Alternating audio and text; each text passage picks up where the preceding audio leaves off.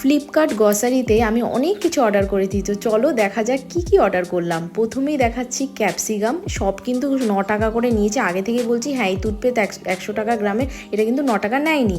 আর ওটা সানস্ক্রিপ্ট ছিল, আর এটা কি শাক আমি জানি না, তো নিয়ে নিয়েছি। আর এটা হচ্ছে পেঁয়াজকলি, সব কিন্তু 9 টাকায় নিয়েছে। আর তারপরে দেখছি এটা হচ্ছে মটরশুঁটি, অনেকটাই দিয়েছে।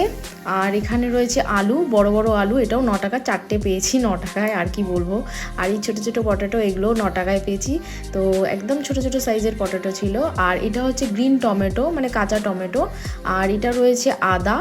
আর রয়েছে এখানে এটা হচ্ছে লেবু, লেবুগুলো একদম সবুজ। আর এটা কাঁচা লঙ্কা ছিল, 70 গ্রাম ছিল, মানে 70 কি 80 গ্রাম। আবারও পেঁয়াজ নিয়েছি, এটা ছোটো ছোটো পেঁয়াজ।